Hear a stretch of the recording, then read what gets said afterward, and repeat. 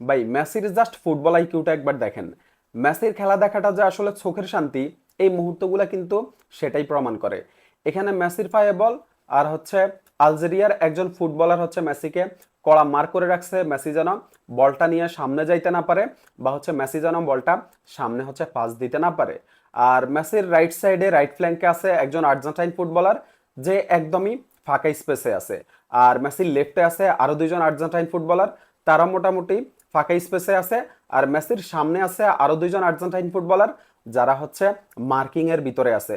এখন মেসির আসলে পাস দেওয়ার মতো সবচেয়ে সহজ অপশন হচ্ছে রাইট ফ্ল্যাঙ্কে থাকা ওই ফ্রি আর্জেন্টাইন ফুটবলারের কাছে, বা হচ্ছে লেফটে থাকা এই দুই আর্জেন্টাইন ফুটবলারের কাছে যারা ফাঁকা স্পেসে আছে।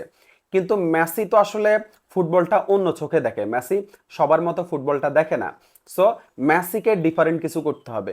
মেসি কি করছে এখানে দেখেন, মেসি যে থ্রু পাসটা দিছে, এইখানে মোটামুটি চারজন আলজেরিয়ার ফুটবলার হচ্ছে বোকা বনে গেছে, মানে হচ্ছে তাদের আসলে করার কিছু ছিল না।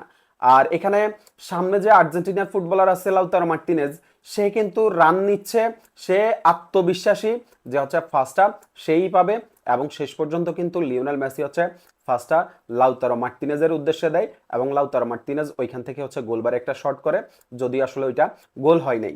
কিন্তু মেসির যে ফুটবল আইকিউ, এটা যে আসলে ভাই কত উপরে, বা হচ্ছে এটা যে কত দুর্দান্ত, এটা আসলে কেউ বর্ণনা করতে পারবে না। আমরা আসলে অনেক বেশি লাকি যে আমরা হচ্ছে লিওনেল মেসি ফ্যান।